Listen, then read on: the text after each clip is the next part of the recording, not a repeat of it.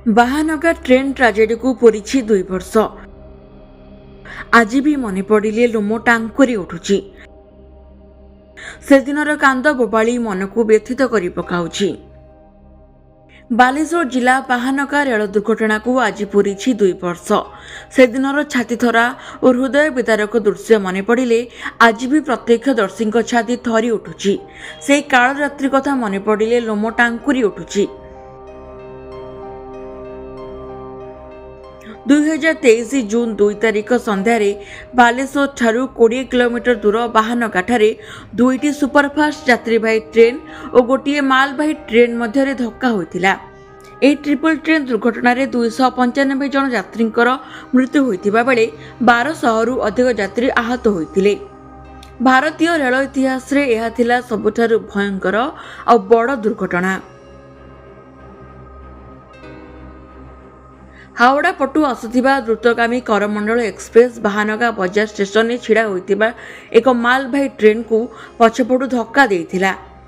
କରମଣ୍ଡଳର 21ଟି coach ଲାଇନ୍ଚ୍ୟୁତ ହୋଇଥିଲା। ଏହାର ପଛଭାଗର 3ଟି coach ବିପରୀତ ଦିଗରୁ ଅନ୍ୟ ଟ୍ରାକ୍ରେ ଆସୁଥିବା ବେଙ୍ଗାଲୁରୁ ହାଓଡ଼ା ଯଶବନ୍ତପୁର ସୁପରଫାଷ୍ଟ ଏକ୍ସପ୍ରେସ୍କୁ ଧକ୍କା ଦେଇଥିଲା। ଏହି ଧକ୍କାରେ ଯଶବନ୍ତପୁର ଏକ୍ସପ୍ରେସ୍ର ମଧ୍ୟ କିଛି ବଗି ଲାଇନ୍ଚ୍ୟୁତ ହୋଇଥିଲା। କିଏ କିଛି ବୁଝିବା ପୂର୍ବରୁ ସବୁକିଛି ଶେଷ ହୋଇଯାଇଥିଲା। ଗନ୍ତବ୍ୟସ୍ଥଳରେ ପହଞ୍ଚିବା ପୂର୍ବରୁ ସବୁକିଛି ଓଲଟପାଲଟ ହୋଇଗଲା। ଅତି ଭୟଙ୍କର ଥିଲା ଏହି ରେଳ ଦୁର୍ଘଟଣା।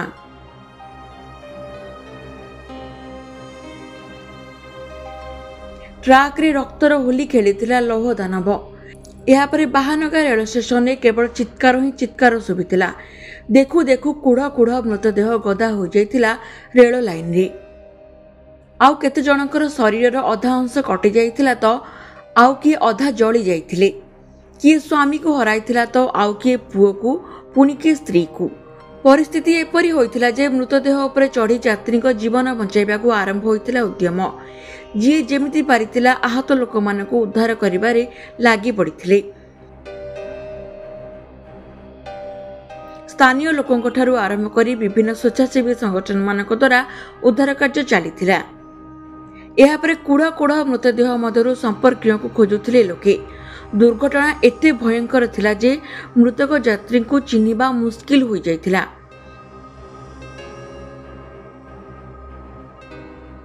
ମୃତକ, ଆହତ ଓ ଗୁରୁତରଙ୍କୁ ଚିହ୍ନଟ କରିବାକୁ ଫଟୋ ମଧ୍ୟ ସୋସିଆଲ ମିଡିଆରେ ଘୁରି ବୁଲିଥିଲା। ଆଉ ସବୁଠୁ ଦାରୁଣ ବିଷୟ ଥିଲା, ଜଣେ ବୃଦ୍ଧ ବାପା ଆସି ନିଜ ପୁଅକୁ ଶହ ଶହ ମୃତଦେହ ମଧ୍ୟରୁ ଖୋଜିଥିଲେ।